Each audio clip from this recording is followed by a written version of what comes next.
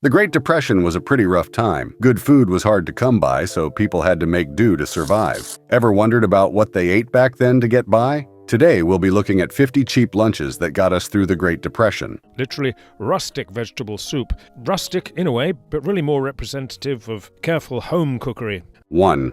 Rustic vegetable soup. Vegetables get bad, and when they do, there's really no choice than to toss the mushy, moldy portions out through the window. But the people in the era of the Great Depression couldn't afford waste, so they would gather whatever vegetables they had, a half-eaten corn, a piece of dry, shrunken cucumber, and even potatoes that had acquired moisture. They would toss these ingredients into a pot and let it cook until it formed a soupy, brothy vegetable soup. It wasn't fancy, but it was a filling meal and could even be considered a delicacy that people really enjoyed. It was much better than the unsavory meals some people had to endure eating. While this food is easy to make, the real challenge comes when you don't have the ingredients. But vegetables were relatively cheap and almost always available in people's homes. The method of cooking this rustic vegetable soup varied.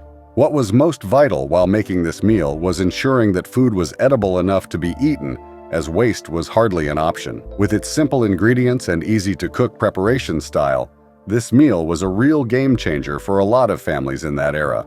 Apparently tasting more like a treat, there is another meal that could be considered even cheaper than this. Corn fritters are an old-fashioned farmhouse-worthy side dish, and they're surprisingly easy to make. 2. Corn fritters. To get your hands on cornmeal in the Depression era was as easy as pie and one of the best nutritional decisions one could make for themselves due to its versatility in the kitchen and its tastiness, especially when funds are running really low. Families would buy cornmeal with the aim of making delicious balls of corn fritters. All they had to do was mix the cornmeal with some water or some milk and an egg if they could afford it. Then fry it until it got crispy on the outside. The inside would have a soft and fluffy deliciousness that was nearly irresistible. Because this meal cost only a few pennies and was pretty straightforward, it was ideal to add other things into the cornmeal batter to boost nutritional value. People would mostly add vegetables to it. This easy-to-acquire delicacy became a staple when it came to getting more bulk for your money. More people made corn fritters. It was a treat for kids. It was filling for the adults. Still being made up till today, it is one meal that got most people through the horrors of America's economic standstill and further decline as it was in the days of the Great Depression. Unlike cornmeal, the next cheap meal on the list may not be as cheap as corn fritters, but it has one of the speediest preparation times. Egg drop soup, just like you'd find at a Chinese restaurant at home. 3. Egg drop soup. Just crack an egg into a soup and there you have it, right? Quite wrong. As much as the name sounds like all you have to do is drop an egg into a cooking pot of soup, egg drop soup requires you delicately pour whisked eggs into a pot of boiling broth, either homemade or bought from the store, in thin, silky smooth lines. What's even more amazing about this cheap meal is the fact that it gets ready in about 5 minutes after the broth is boiled. This makes it a much better option if the whole family is hungry and doesn't want to wait hours for a dish to be prepared. Egg drop soup was cheap, filling and fast to whip up. With its homey, welcoming scent, one could feel safe while eating it. Perhaps one could even melt the hearts of their families with the warmth of this meal. With the main ingredients being broth and a few eggs, it was simple to make. Meat and vegetables could be added to the soup to increase the nutritional value. But in the era of the Depression, meat was considered a luxury ingredient. The next on our list is even cheaper than the egg drop soup, and its sweet taste is one that's been unrivaled for a very long time. 4. Fried mashed potato patties. Potatoes. It's the one thing people have in their pantries because of how cheap,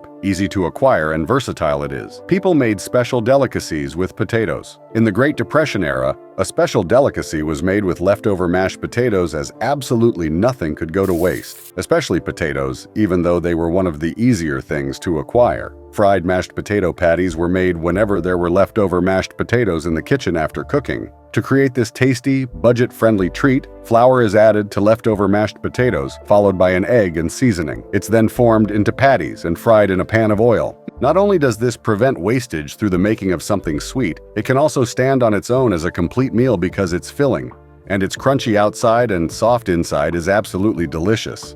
It can be served with some gravy if available. While the Depression was nothing to look back on due to the deplorable state of living, it is certain that children who grew up eating fried mashed potato patties have had nostalgic memories about it. What's up next is also a potato recipe, and like every potato recipe, it's bound to be sweet. We're going to do some sweet potato bisque. Super simple, delicious wintertime dish. 5. Sweet potato bisque. Richness, creaminess, and such amazing sweetness was the center of this dish. While it's served in tiny portions with interesting toppings in high-end restaurants for bigwigs today, back in the day, one person could get a whole bowl to themselves. The standard preparation happens to require a lot of ingredients, but in the era of the Depression, whatever could be added to make the meal better was added. However, there was a restraint on using too many ingredients in one meal most of the time. For this reason, even though sweet potato bisque tastes absolutely divine, it was made with as little ingredients as could be managed. With mashed sweet potatoes blended with water or milk if available, they added salt and pepper and cooked it until it was thick. Today, so much more gets added to a sweet potato bisque. In that era, the more the better wasn't the idea. Saving for other days was. Satisfying and flawlessly delicious, this meal required only potatoes as the main ingredients, thus bringing a wonderful meal to the center of the dinner table at such a low cost. It's so delicious and pocket-friendly that it almost always appears on the dinner table, a favorite in that era, and even up to this day for people who've tasted this outstanding meal. Next up is something tangy that screams creativity. Oh, I can't believe you remembered and you made me fried green tomatoes. 6. Fried green tomatoes. When presented with unripe tomatoes, most people first wait for it to ripen. Tomatoes can, however, go bad in the process of ripening up, and allowing perfectly good tomatoes to go to waste was considered a sin. Confronted with green tomatoes that they could not yet use but couldn't afford to let go to waste, the people devised a way of presenting these tangy tomatoes on the dinner table, and sure enough, it got everyone licking their fingers. Unripe or green tomatoes are sliced up into flat pieces, then coated in cornmeal, and then fried until it is golden brown and crispy on the outside. For parents, this recipe was genius because it was a creative way of supplying the nutrients gotten from tomatoes to their children.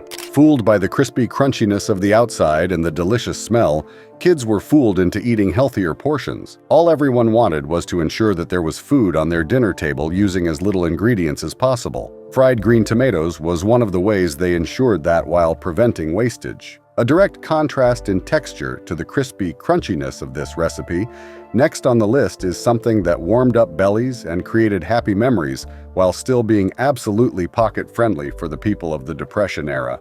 7. Baked potato bar. On a tray, baked potatoes are presented, a cheap and pocket-friendly option, with plates of toppings seated beside it on the tray or on the table. People could then add these toppings to their own jacket of baked potatoes. When this meal comes to the dinner table, not only does it bring excitement with that do-it-yourself approach to a meal, but it also creates an avenue for bonding, as most families needed to in the era of the Great Depression. The toppings were based on what most people had in their pantries, and while this added variety to mealtime, most families would settle for as little toppings as they could just to save up ingredients for other meals. Thus, it could be baked potatoes with only veggies or even beans as topping. Cheese is the most preferred topping on baked potatoes, but unfortunately most families in that era could not afford the luxury of the rich dairy, so they stuck with the cheapest options to have a good meal experience. Every time a baked potato bar sat on the dinner table, the atmosphere around it became almost like a feast, while potatoes were ridiculously cheap.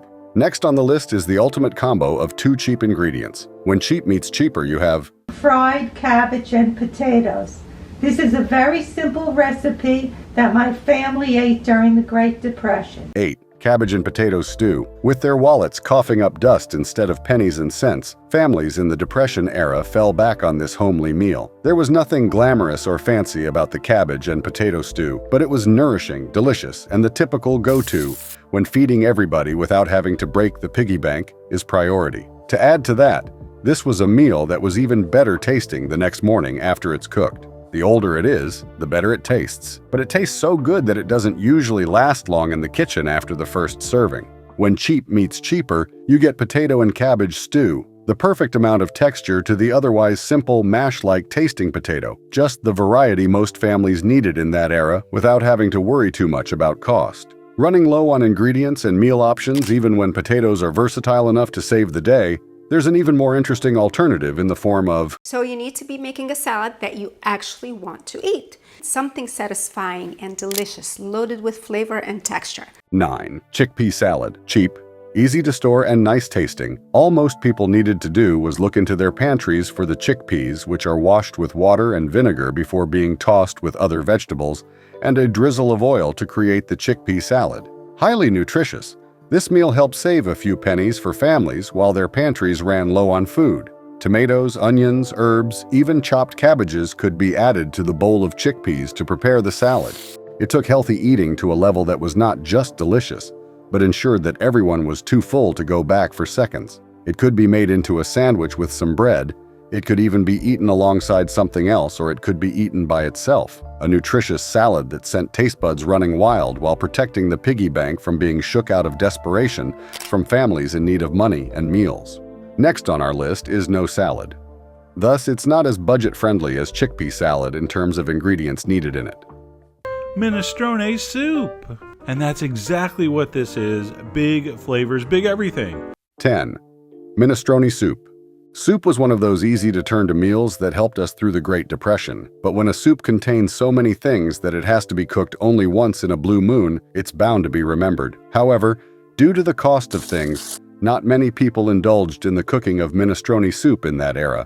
The people who did, however, mixed vegetables, beans, and pasta into a pot with water or broth, cooked it, and served a thick soup filled with vegetables and floating bits of beans and pasta. Most times, people added so many things into this soup that eating it was like going on an adventure that you don't know what would come next, with the flavors melded together to perfection, and the delicious beans and pasta forcing us to stop and chew and savor the taste of the soup. Minestrone soup was like a new experience each time it was eaten. There was no set time to cook minestrone soup, but it could be enjoyed completely at a time when the weather was cold and chilly. Ironically, it tasted better when warmed after being refrigerated through the night. As a meal, it's the perfect thing to warm you up. And besides the presence of the vegetables, it directly contrasts with what we have next on our list. 11. Stir fry. Today, stir fry is considered both a fancy and an easy make-at-home meal. It's a staple in many homes because of how easy it is to prepare. But in the era of the Great Depression, it was one of the options for many people, mostly due to the cheap cost of rice and vegetables. Chopped and sliced vegetables are stirred and fried in hot oil with some pepper and salt until the flavors are infused into the vegetables. After that, the rice is stirred in. Flavorful and satisfying after just one serving, this meal was a great option for many people in the era of the Depression because it helped to save money while providing food that filled people up rather than leave them still hungry or wanting second servings. Speaking of easy, what's next is not just easy to prepare, but also cheap and stylish in terms of how it's presented to the dinner table. This makes for a feast for the eyes and a feast for the taste buds. Cabbage rolls. These are so delicious. And they are not hard to make. They just take a few steps. 12. Cabbage rolls. Cabbage leaves act as a wrap for a delicious filling usually containing ground beef and some rice and onions. It is then left to simmer in a top coat of simple tomato sauce. At the end of the day, what is produced is a delicious cabbage roll filled with delicious stuffing. While this is the standard cabbage roll, in the era of the Depression, it was next to impossible to add ground beef into the filling for the cabbage rolls due to how expensive and hard to come by meat was. So most people settled for stuffing their cabbage rolls with vegetables and rice and then letting it cook the normal way. Cabbage rolls are sometimes served during special occasions and for small or large celebrations. During the Depression, however, it presented itself as a cheap meal option, and many people cashed in on the opportunity to create something delicious with little ingredients and very little money. This also provided an easy opportunity to incorporate a lot of vegetables into something that kids would like to eat, thus providing them with nutrients in a simplistic manner. Next on the list is a cheap, easy-to-acquire staple that's hearty, nourishing, and elegant. Fine dining for almost 0 pennies. 13. Tomato soup with rice, tomatoes and rice. Two things that were easy to acquire in the era of the Great Depression and that require little ingredients to make. A simple tomato paste or canned tomatoes could be used for this soup, water, a handful of rice, and any available seasoning. The rice is blended in with the tomato mixture to create the soup after it's been allowed to boil, and the thin, watery tomato soup becomes a smooth, thick soup that was not only filling but was also delicious and perfect for any occasion and any weather. The rice stretches the capacity of the soup, makes it more filling, and costs almost nothing, as not much rice is required for this particular cuisine. While you could add anything you wanted to the soup to make it taste and look better, it was perfect in its simplistic presentation and preparation, but profound taste. Sugar could be added to tamp down the acid levels rising from the tomatoes, and garlic powder could be added to make it less zesty, and it could be served with bread slices. As long as it was to your taste, tomato soup with rice would always be a satisfying delicacy that's cheap but feels fancy, like a meal meant for the higher-ups. This recipe requires tomatoes, but the next recipe requires any and every veggie that needs complete salvaging to prevent them from going bad. 14. Savory bread pudding.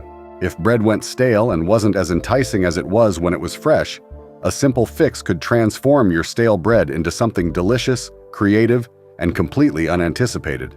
With veggies that were lying around in the pantry, about to go to waste if nothing is done about it, one could incorporate these veggies into the transformation intended for the bread. The idea was to shred the stale bread, add milk, egg, and then the leftover veggies. Mix well, put in a bread pan and leave to bake until it's golden brown on the outside, soft and filled with crunchy veggies on the inside. Usually, stale bread would have been tossed outside into the garbage can, but every morsel of food that could be gotten had to be used wisely as food was scarce and people were hungry. Savory bread pudding was thus birthed from the need to save every last bit of ingredient, the resulting food being a brilliant and tasty bread from the things that would otherwise be tossed away. In the era of the Depression, that was simply unacceptable. Next on the list is something contrary to the save money status quo that was the order of the day in the Depression era. A not-so-cheap treat that the people of the Depression era like to indulge in every once in a while. Deviled eggs are a popular appetizer, side dish, or even a main course. If you've never had a deviled egg, it's basically a hard-boiled egg that's been shelled, sliced in half lengthwise, with the yolk scooped out. 15.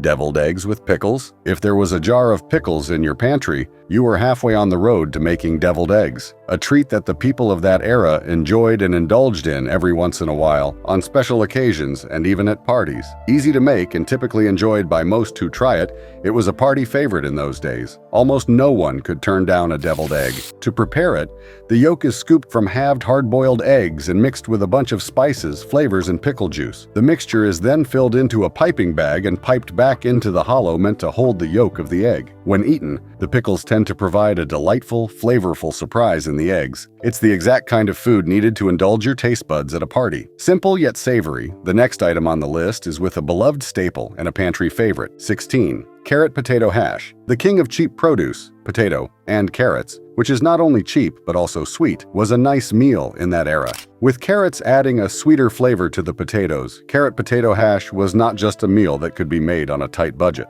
It was also tasty and easy to make. Potatoes and carrots are pan-fried until they end up with a crisp, golden brown outside and a soft, delicious inside, packed with enough flavors and textures that it could be used as either a side dish or a main dish. With both main ingredients possessing a lot of versatility, this dish worked absolutely well as a main dish, doing great under the spotlight, or as a side dish as it could blend in and not overshadow the side dish. With textures and flavors that made everyday meals interesting, carrot and potato hash was a nice, budget-friendly meal for the people of the Depression era. It was also very filling. Another appearance of the beloved potato staple would show up in the next item on our list, and with it comes a surprise. 17. Onion potato frittata.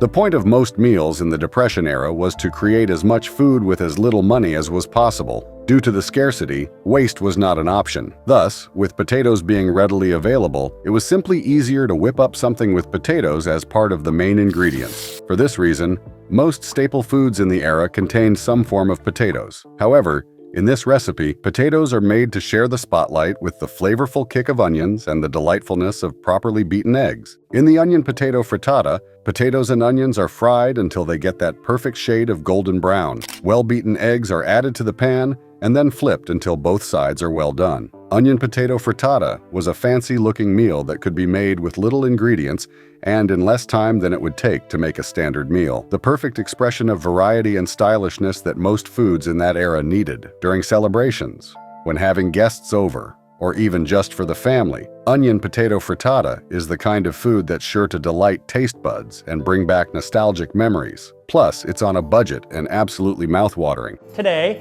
I'm going to teach you how to make rice pudding. 18. Rice pudding.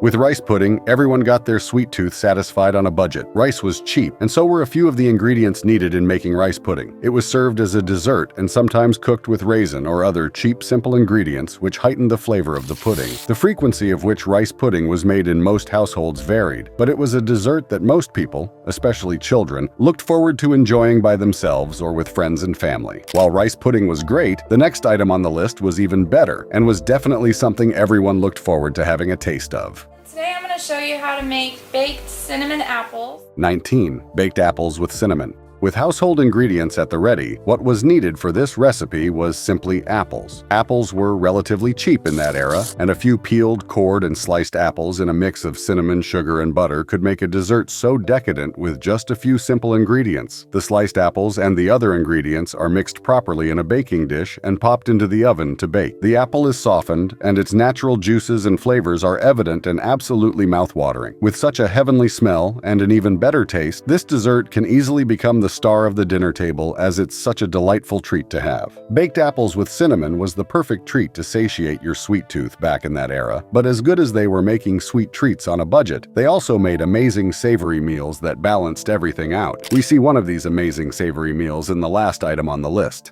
This is my delicious veggie fried rice. 20. Fried rice with vegetable. Vegetables saved the pennies of the people back then, as almost any food can be made as long as vegetables were available. In this case, one could salvage any vegetable that was almost going bad by chopping or slicing them up and stir-frying them in a bit of oil in order to make savory fried rice. Usually, leftover rice is used for this meal as a way of giving it new life and exciting the taste buds. Peas, carrots, tomatoes, and even spinach and so much more could be used in this recipe. This provided lots of flavor, making fried rice with vegetables a delicious meal to look forward to, and a way to make leftovers enticing enough to be eaten and not tossed in the garbage. Not only was fried rice cheap and easy to make, it was also a nice change from whatever staples have been binged on, as it enlivens taste buds, and does all this on a budget. Today we're going to be going to the Depression era, it's around the 1930s, to make Hoover stew. 21. Hoover stew. Named after President Herbert Hoover, who was the American president at that time, this stew was a classic one that was cheap and filling. It was named after him because he was blamed for the severe economic crisis. This dish was very easy to make, as all it took was adding whatever ingredient you had on hand. It was also known as farmer's soup and poor man's soup because of its simplicity and cheapness. While there is no original recipe for this filling dish, it typically contained noodles or pasta, hot dogs, and some form of vegetables. To make your own Hoover stew, here is what you need: pasta, hot dogs, tomatoes, diced or stewed, and corn. Put a pan of water to boil. Slice your hot dogs. Add your pasta and hot dogs into the pan of boiling water. Drain the pasta and hot dogs when they are cooked and dispose of the leftover water. Put your pasta and hot dog back in the pan and add your tomatoes and corn. Mix these ingredients well and leave to simmer. You may add other ingredients like cheese, onions, peppers, etc. to give it a little more kick. Serve and enjoy with some sourdough bread. Another cheap yet filling depression dish was the staple vegetable, potato. Well, hello there, friends. Another fantastic potato for Potato Monday. 22. Potatoes. Potatoes were a very important staple in the Depression. It was hearty, filling, and inexpensive. Many families had potato farms and would make different meals with this vegetable. It appeared in the majority of dishes in this period. They made dishes like potato pancakes, potato soup, potato with eggs, fried potatoes, etc. A simple potato-based meal is potato pancakes, and here is how to make them. Potatoes, as much as you want, onion, flour, eggs, salt, black pepper. Start by grating your potatoes and onions. Beat your eggs. Add your grated potatoes, onions, and eggs in one bowl. Add your all-purpose flour and mix thoroughly. Heat up oil in a pan and drop your mixture into the pan in mounds. Flatten the mounds. Fry until golden brown and drain excessive oil. It can be paired with roast chicken and/or applesauce. Today we're making chipped beef and gravy, creamed chipped beef. 23. Creamed chipped beef on toast. This Depression meal was popular amongst the military around 1910, who gave it nicknames like SOS, same old stuff. It gained more popularity during the Great Depression when citizens incorporated it into their everyday meal. It was very popular in East Pennsylvania and New Jersey. This meal consisted of two main ingredients, which were chipped beef and toast. Chipped beef is beef that has been pressed, salted, and dried, and it was often sold in cans or jars. This dish was quite inexpensive, and it filled bellies to the brim. To make creamed chipped beef on toast, here is what you need. Chipped beef, unsalted butter, milk, salt, pepper, flour, bread. Bring a saucepan of water to a boil. Boil chipped beef for a few seconds to reduce the saltiness. Drain and discard the water. In another saucepan, melt the butter over medium heat. When melted, add your flour and mix properly. Add the milk and whisk until the sauce thickens. Season to your taste with salt and pepper. When the sauce thickens, add the beef and mix properly. Toast slices of bread and butter them generously. Spoon a mixture of the creamed beef on the toast and serve. Another cheap Depression meal is the simple dandelion salad. Hi everyone, Grandma here. Today I'm going to be making dandelion salad. 24. Dandelion salad. These pretty weeds were quite the star of the Depression era. Before it became a family meal, it was known as folk medicine, as it was believed to be good for the liver and kidneys. Dandelions were a staple because they grew everywhere and were quite edible. Dandelion salad was easy to make, as all you had to do was uproot these weeds and wash them. If you want to make your own dandelion salad, make sure that your dandelions are free of pesticides. Washing it thoroughly also helps. Here's what you need to make a delicious dandelion salad. Freshly washed dandelions, salt, lemon juice, black pepper, cheese, optional, olive oil, cherry tomatoes. In a bowl of fresh water, add salt and lemon juice. Add your dandelion leaves to this bowl. Set aside for a few minutes. Slice your cherry tomatoes into a salad bowl and place your dandelion leaves. Mix in your salt, lemon juice, honey, olive oil, black pepper, and honey into the salad bowl. Give the salad bowl a thorough mix and serve. You may garnish your salad with cheese of your choice. 25. Prune pudding. This dish was made popular by First Lady Eleanor Roosevelt. During the Depression, she was a strong supporter of the home economics movement, and she was responsible for creating some of the most nutritious and inexpensive meals of that era. She was famous for making her husband, President Franklin Roosevelt, eat these dishes, including prune pudding, especially when dignitaries were around. Prunes were cheap, available, and they did not spoil easily, so it became a cheap and easy substitute for fresh fruits and pies. To make prune pudding, all you need is prunes, sugar, and egg whites. Today on the Time Traveling Chef, we're gonna go back to the Great Depression, where I'm gonna cook peanut butter stuffed onion. 26. Peanut butter stuffed onions.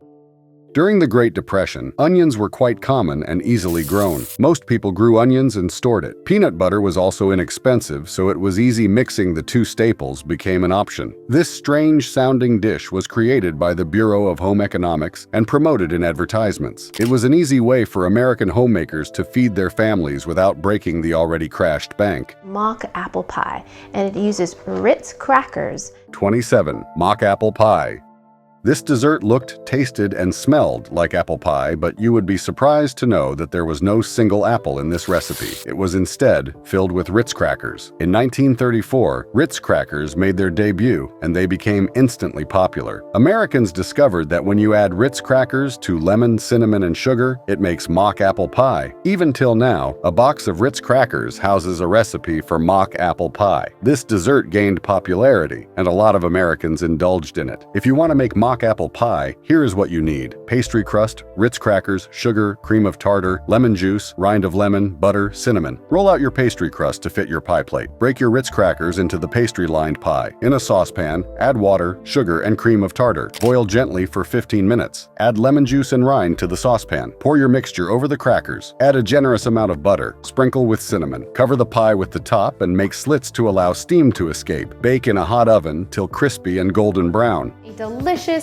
quick and easy comfort food. It's my classic meatloaf. 28. Meatloaf. Meatloaf was a common feature in the dinner tables during the Great Depression era because meatloaf allowed families to stretch their meal portions. The main ingredients for meatloaf was whatever protein was on hand, breadcrumbs and seasoning. Mixed together, it became a filling and hearty meal for families. It was served with some sort of glaze that contained ketchup or Worcestershire sauce. Meatloaf still holds a prominent place in modern American homes, and it is usually whipped on special occasions. It is reminiscent of a time where Americans did their very best to survive against all odds. To make this delicious dish, here's what you need: meatloaf, egg, milk, Worcestershire sauce, plain breadcrumbs, Italian seasoning, garlic powder, salt, black pepper, minced onion, ground beef, glaze, ketchup, brown sugar, yellow mustard. Preheat the oven to 350° F. In a bowl, whisk together the egg, milk, and Worcestershire sauce. Mince your onions. In another bowl, add the breadcrumbs, Italian seasoning, garlic powder, salt, and pepper. Add the ground beef, egg mixture, breadcrumb mixture, and minced onion to a large bowl. Mix until evenly combined. Place the meatloaf mixture on a rimmed baking dish and shape it into a loaf. For the glaze, add the glaze ingredients in a bowl and stir together. Spread the glaze evenly over the top and sides of the meatloaf. Bake the meatloaf for 50 to 55 minutes, or until the internal temperature reaches 165° F. Allow the meatloaf to rest for 5 to 10 minutes after baking, then slice and serve. Another meal that reflected the Depression spirit is the ketchup sandwich. 29. Ketchup sandwich. Ketchup was very inexpensive during the Depression era, so it was featured in a lot of the dishes. Ketchup sandwich is made exactly how it sounds. All you had to do was slap some ketchup on bread and you were good to go. This meal was not only cheap, it was also easy to make and quite filling. There were also slight variations to this simple sandwich like Spam and ketchup sandwich, cream cheese and ketchup sandwich, etc. The cream cheese and ketchup sandwich was promoted by Heinz recipe book of 1939. This dish might look too simple for you, but it was a meal worth a Michelin star at that period, and people happily ate this simple concoction. To make an original ketchup sandwich, all you need is ketchup and bread. You may decide to go fancy by adding any condiment of your choice. The last meal on this list is the mulligan stew. And it's called mulligan stew. It's typically an Irish stew, and it's made from whatever ingredients are available. 30. Mulligan stew.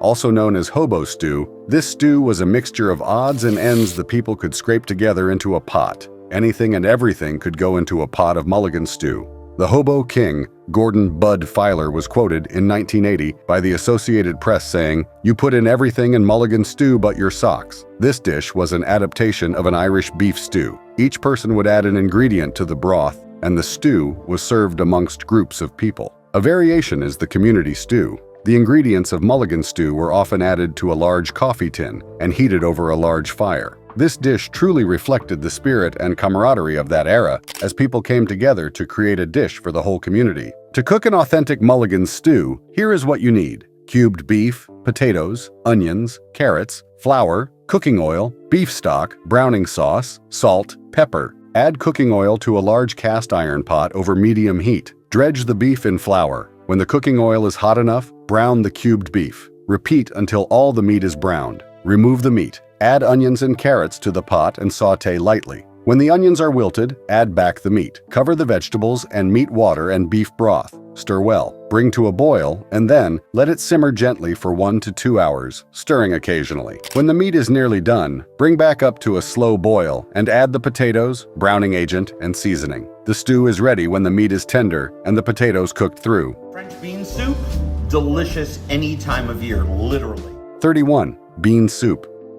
Bean soup was a simple, filling, and quite flexible dish. It could be made with just dried beans, onions, and salt, though there were many variations to this dish, which made it a staple in most places during this period. All you had to do was cook the beans for a long period of time, add in the onions and salt with a little pepper if available, and leave to simmer. This dish could also be stretched out by adding pasta to the pot during the last 30 minutes of cooking. It could also be refrigerated and kept for long periods of time. This meal became a symbol of resilience and perseverance during the Great Depression, as people had to learn how to make the most of what they had, and beans were cheap, nutritious, and available. The next meal is another soup that was sparked by the monstrous economic decline that was the Great Depression. Today on Preppy Kitchen, we're making a hearty and delicious potato soup. 32. Potato soup.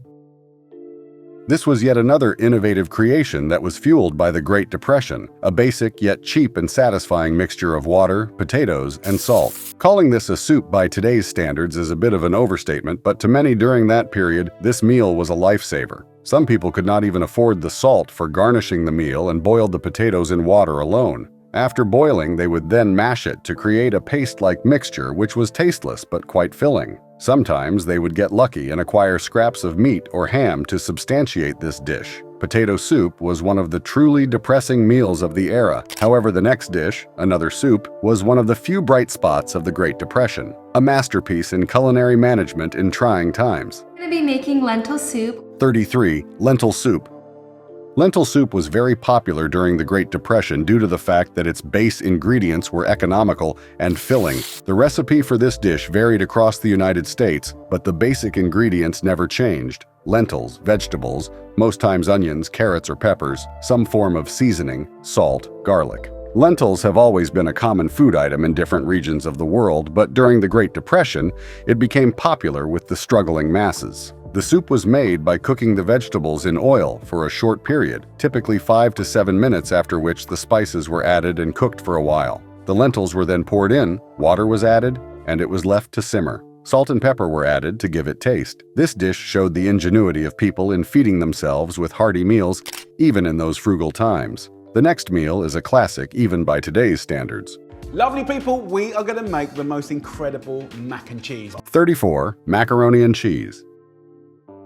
This particular food can be traced back all the way to medieval Europe, but it only became popular in the United States of America during the Great Depression, as it was affordable and could be easily made with cheap pasta and cheese. Sometimes the cheese would be a government handout or processed cheese, which would be used to make a basic cheese sauce by melting it with lard or butter depending on which was available. This cheese sauce would then be mixed with boiled pasta and allowed to simmer slowly. This meal was sometimes paired with canned vegetables or bread to round out the meal and has survived to the present day, though in more elaborate iterations. The next dish on this list is a bit surprising and strange, but it was a staple of the era as people rarely had choices. Today we are going to be making cornmeal mush. 35. Cornmeal mush. Cornmeal mush has extensive origins in American culinary history. Corn was one of the most available and economical crops in the United States, and it featured in a lot of Great Depression meals. All that was needed was cornmeal, water or rarely milk, salt or sugar. It could be made in a variety of ways, such as fried cornmeal mush, sweet cornmeal mush, or even savory cornmeal mush. For the fried version of the meal, it was set aside to set or congeal, after which it was cut into slices and fried in a little butter or oil until the outsides were crispy. This version was favored because it could be prepared and stored for later meals. Sweet cornmeal mush was much rarer as it required the addition of honey, jam, or maple syrup, which were all scarce during this period. As for the savory version of cornmeal mush, all that was needed was leftover cheese or vegetables to give it flavor and make it more filling. The next dish on our list is quite familiar. Let's make some Texas-style chili. 36. Chili.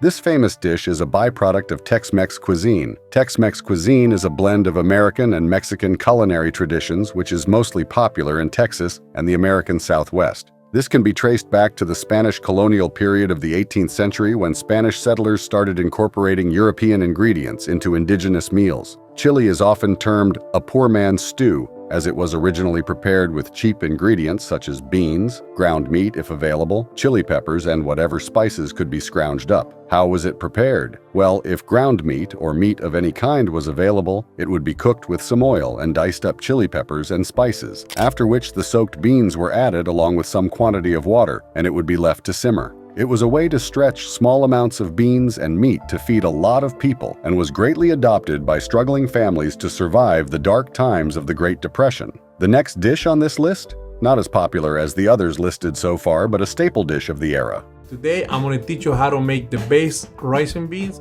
37. Rice and beans.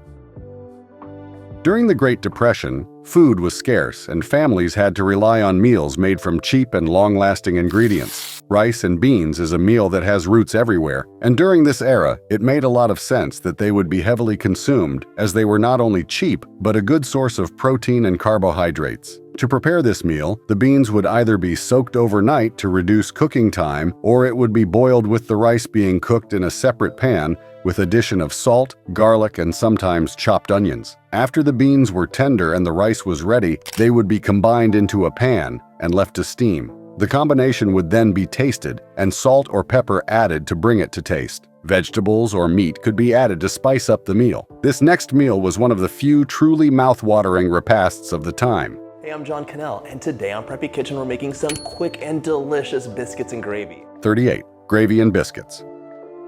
This particular Great Depression meal had its roots in Southern American cuisine. It was a simple dish made from biscuits, which is a kind of soft bread, not the crunchy confectionaries that comes to mind nowadays, and gravy, which was made from pan drippings, most times from meat like sausage or bacon, which were relatively available during these dark times. To make the biscuits, one would start by mixing the flour, baking powder, and salt in a big bowl. This would be followed by the butter, which would be mixed into the flour until it gained the consistency of coarse crumbs. The milk, or mostly water due to the conditions, would be poured in and mixed until a dough was formed. The dough would then be gently kneaded on a floured surface to bring it together, after which it could be cut up into various sizes and shapes with a knife. The biscuits would then be baked in an oven until golden brown. The gravy was usually made after cooking sausage or bacon in a pan. In the absence of either of these, butter or lard was used as a base for the gravy. Flour would be sprinkled into the pan containing this fat and stirred constantly to form a paste,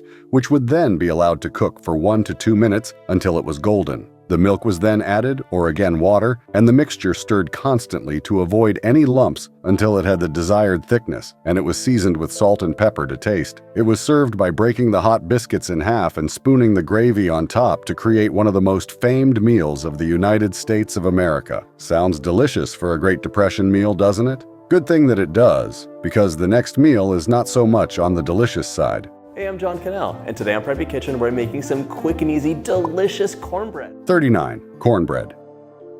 Cornbread is an American dish with deep roots in Native American cuisine. Native Americans introduced cornbread to settlers, especially in the southern and western parts of the country. Cornbread became a staple for many Americans, majorly for its versatility and ease of production. It could be eaten alone, or with many of the many soups and stews that were a feature of the Great Depression era. The ingredients were cheap and easy to come by even in trying times. Cornmeal, flour, and a small amount of fat were the basic ingredients. It all started by mixing the dry ingredients, which included the flour, baking powder, cornmeal, and if wanted, a pinch of salt for taste in a bowl until they were well mixed. The wet ingredients, the eggs and oil, were mixed together and added to the dry mixture. It was not necessary to avoid lumps when combining the wet and dry ingredients. The resultant mixture was then poured in a greased pan and baked in a preheated oven until it was golden brown. The cornbread would then be cut into various sizes and served on its own with butter or any other accompanying dish. The next meal is a surprisingly good candidate for one of the best tasting dishes of the era. In this one pot, easy to make, cabbage soup will be a hit. 40. Cabbage soup. Cabbage soup. Yes, cabbage was made into a soup long before the Great Depression, but it was mostly consumed in Eastern Europe, Russia, and Ireland. Cabbage has long been a staple in peasant meals due to its affordability, nutritional content, and its ability to grow in even cool climates. Another factor we can't overlook is that the soup was inexpensive to make and could feed large amounts of people easily, and with the advent of the Great Depression, it was quickly adopted by the American masses. All that was needed for the basic form of this dish was cabbage, onions, carrots, and salt. The cabbage, onions, and carrots were washed and chopped up into small bits. More onions were sautéed in a pan with a little oil. The chopped cabbage, onions, and carrots were then poured in the pan, and water or broth, if that was available, would then be added. The whole mixture was then left to simmer on low heat for a while until the vegetables were soft and the flavors had mixed properly. Salt and pepper were then added to taste. This dish in particular showed that people could make delicious, mouth-watering dishes from even the most basic ingredients, and was a sign of the resourcefulness that was a hallmark of this era. The next dish is European in origin, but has been fully adopted into the American cuisine system since the Great Depression. 41. Sausage and sauerkraut. Sausage and sauerkraut is a dish that has roots in Central and Eastern Europe. Yes, we will be discussing sauerkraut and its origins. It's obviously not an English word, but where really does it originate from? The home of Beethoven and Oktoberfest, the creators of BMW and Mercedes. That's right, Germany. Sauerkraut is another name for fermented cabbage. It was an inexpensive and nutritious food which could be made in large amounts and stored for months. Cabbage already lasted a long time, and when fermented, it could last even longer. This made it a wonderful staple for frugal American families during the Great Depression. Sausages could be made from pork or beef, and while less available, was often combined with sauerkraut for a meal that not only was delicious, but filling and long-lasting. To make this, the sausages would first be cooked with a little vegetable oil in a skillet until the sides were browned. This usually took 5 to 7 minutes, after which the sausages were removed and the drippings were left in the pan to add flavor to the sauerkraut. Onions would be chopped and added to the pan to be sautéed before the drained sauerkraut would be added and stirred to mix them properly. If the sauerkraut looked dry, water would be added to help steam it and keep it moist. After the sauerkraut had cooked for about 20 minutes, the browned sausages would be placed on top of it and covered for another 15 minutes. The sausages would absorb some of the sauerkraut flavor, and the taste of the sausages would leak into the sauerkraut. After 15 minutes, the dish would be tasted, and seasoning such as salt and pepper would be added if necessary to bring the dish to taste. Another meal with European origins is up next. 42. Beef hash. The word hash comes from the French word hacher, meaning to chop or to mince. This particular dish was made from leftovers and was a way to convert small portions of meat and potatoes, which helped to stretch food supplies, and stretching out meals was the watchword of the Great Depression era. Meat was not always easy to afford or even come by, so using leftover roast beef was a logical way to make food supplies last longer. Potatoes were also inexpensive and readily available, so they were a common part of most Depression-era meals. All that was needed to make beef hash was meat, potatoes, spices, and vegetables if available. The beef would be shredded into small pieces, the potatoes diced into small cubes, and the onion, if available, would be chopped up. The potatoes would be added into a pan of heated oil, not too much, and would be cooked with occasional stirring until they were brown on the outside. The onions would be added and cooked until tender, after which the shredded meat would be added along with some water. It would be seasoned with salt and pepper and be left to cook for about 10 minutes until the mixture was well combined. It could be served with cornbread. Up next, we have a tweak on a basic salad recipe. 43. Tuna salad. Tuna salad, as it exists today, came into prominence during the Great Depression. Tuna was a relatively cheap protein source, and the rise of canned foods in the early 20th century made canned tuna an available option for frugal families who saw the benefits of being able to store food for long periods. The tuna salad was made with canned tuna, mayonnaise, and simple vegetables like onions. To prepare the salad, they would drain the cans of tuna and break up the tuna in a bowl with a fork. The vegetables would be chopped and added to the tuna, then the mayonnaise would be added. Finally, salt and pepper would be used to season to taste, and the entire combination would be mixed thoroughly until it was evenly coated. It could be served with bread or lettuce and could also be stored in the refrigerator, making it a perfect staple of the Depression era. The next meal is a classic American dish. 44. Tomato soup and grilled cheese sandwiches. Tomato soup had origins in early American cuisine, but it became popular as canned tomatoes became largely available in the early 20th century. This meal could be eaten with bread or crackers, making it a reliable meal in those trying times. Grilled cheese sandwiches, which were basically bread with melted cheese, became a major food during the Great Depression, as bread was readily available and cheese was an affordable alternative protein source, especially for those Americans who could not afford meat. The tomato soup was prepared by pouring the canned tomatoes into a pan, after which the canned tomatoes were poured into the paste. Water, salt, and pepper were added, and the soup was brought to a simmer. The grilled cheese sandwiches were made by buttering 2 slices of bread, placing the cheese between them with the buttered sides of the bread on the outside, and placing in a heated skillet for 2 to 3 minutes on each side, pressing down lightly with a spatula and ensuring both sides were a light golden brown. To serve this meal, the sandwich would be cut in halves and served with a bowl of hot tomato soup. Next is a version of sandwich that is still in vogue. 45. Bologna sandwiches. Bologna was a type of sausage made from cheap types of meat such as pork or beef, and it was among the more affordable sources of protein at the time. Bologna was also readily available in bulk, whether in a large roll or pre-sliced, and it could be stored for long periods of time. The 2 slices of bread were placed on a plate. The bologna could be trimmed if too large for the slice of bread, and if any condiments such as mayonnaise were available. Some variations to this meal existed, such as the fried bologna sandwiches, which involved frying the finished bologna sandwich in a pan with a little fat, and the cheese bologna sandwiches, where a slice of American cheese would be added on top of the bologna before covering with the second slice for added flavor and nutrition. This next dish is heavy on canned foods. 46. Sardines on crackers. This was yet another meal that gained popularity in the United States of America, largely due to the rise in availability of canned foods just before the Great Depression started. Canned sardines were a cheap source of protein, making them ideal for struggling families who needed to stretch their budgets. They were also easy to store and had a long shelf life. All that was needed for this quick go-to meal was to open the can of sardines, either mash them or leave them whole according to preferences, then spread or place the sardines on crackers and enjoy. Mayonnaise or onions could be added for extra flavor and nutrition if available. Our next entry has Italian origins which pretty much give it away. 47. Pasta and tomato sauce.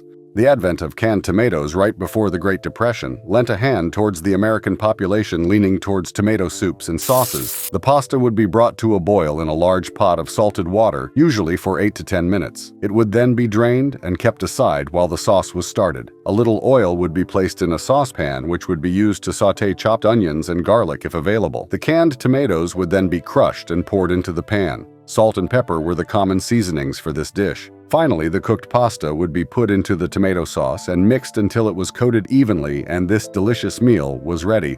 Another version of sandwich is up next, a mix of healthy and fatty ingredients. 48. Mayo and lettuce sandwich.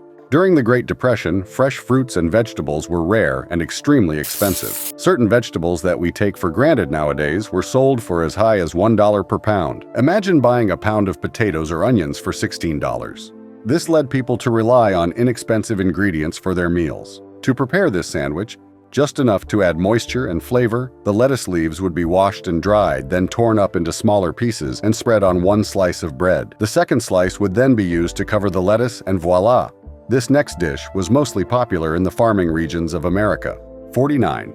Chicken and dumplings. This meal was mostly adopted by rural Americans and families who had access to chicken. The main ingredients were chicken, flour, and some basic seasonings that were available during the time. While a lot of sources of meat were scarce, most families kept them for eggs, but occasionally a chicken could be slaughtered for a meal. To begin preparing this meal, the chicken broth would be made by placing the chicken into a pot and covering with water. It would then be brought to a boil, and any scum that floated to the surface would be skimmed off. Salt and pepper were the major spices of the day, and they would be used to add seasoning to the broth with the addition of any vegetables that were available. The broth would be left to cook with the chicken for about 2 hours until the chicken was tender. Next up, flour, baking powder, and a pinch of salt would be mixed in a bowl, and the milk, or more likely water, and the fat would be added and stirred until a thick dough formed.